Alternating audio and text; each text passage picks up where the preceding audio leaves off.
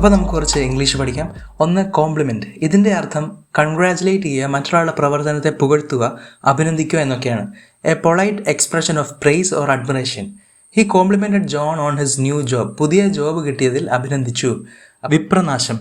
English വാക്ക് disaster എന്നാണ്. ഒരു ദുരന്തം എന്നർത്ഥം.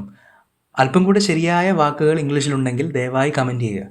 അടുത്തത് വണ്ടർഫുൾ എന്ന വാക്കിന് വരെ ഉപയോഗിക്കുന്ന കുറച്ച് English words. 1, marvellous. 2, magnificent. 3, glorious. 4, delightful. ജന്മസിദ്ധം. ഈ വാക്കിൻ്റെ English innate. She has an innate capacity to make short films. Short film ഉണ്ടാക്കാൻ ജന്മസിദ്ധമായ കഴിവുണ്ട്. ഇൻബോൺ എന്ന വാക്കും ഇതേ അർത്ഥം തന്നെയാണ്. ഇനിയും അസുഖമോ ശാരീരിക പ്രശ്നങ്ങളോ ജന്മനാൽ ലഭിക്കുകയാണെങ്കിൽ കൺജെനിറ്റൽ എന്ന വാക്ക് യൂസ് ചെയ്യാം. He had a congenital malformation of the heart.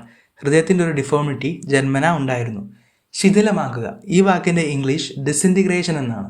The process of losing strength or cohesion. ശക്തി കുറയുക, ചിതറിപ്പോവുക എന്നർത്ഥം. അടുത്ത വാക്ക് അലഞ്ഞു തിരിയുക. വാണ്ടറിങ്. ലക്ഷ്യമില്ലാതെ വെറുതെ ട്രാവൽ ചെയ്യുക. വാണ്ടർലസ്റ്റ് എന്ന വാക്കിന് സിമിലർ അർത്ഥമുണ്ട്. A strong desire to travel. വെറുതെ യാത്ര ചെയ്യാനുള്ള ആഗ്രഹം. ആ ആഗ്രഹത്തെ വാണ്ടർലസ്റ്റ് എന്ന് വിളിക്കാം. ലജ്ജാവഹം. ഈ വാക്കിന് ഇംഗ്ലീഷ് ഷെയിംഫുൾ. അതുപോലെ തന്നെ സിമിലർ അർത്ഥമുള്ള ഒരു വാക്കാണ് ഡിപ്ലോറബിൾ. ഡിപ്ലോറബിൾ എന്നതിൻ്റെ അർത്ഥം പരിതാപകരം എന്നാണ്. സർവജ്ഞൻ, എല്ലാം അറിയുന്നവൻ. ഇംഗ്ലീഷ് ഒംനീഷ്യൻ്റ്. ഈ വാക്കിന് നമുക്ക് രണ്ടായി സ്പ്ലിറ്റ് ചെയ്യാം. ഒംനി എന്ന വാക്കിൻ്റെ അർത്ഥം ഓൾ, എല്ലാം എന്നാണ്. രണ്ടാം ഭാഗത്തിൻ്റെ അർത്ഥം അറിയുക എന്നാണ്. എല്ലാം അറിയുന്നവൻ. ഒംനിപൊട്ടൻറ്റ്. പൊട്ടൻ എന്ന് വെച്ചാൽ ഗ്രേറ്റ് പവർ, ശക്തിയുള്ള. അപ്പോൾ ഒംനിപൊട്ടൻ എന്ന് പറയുമ്പോൾ സർവശക്തൻ. ഒംനിപ്രസൻറ്റോ? പ്രസൻറ്റ് എവ്രിവെയർ, സർവ്വവ്യാപി. കാലചക്രം.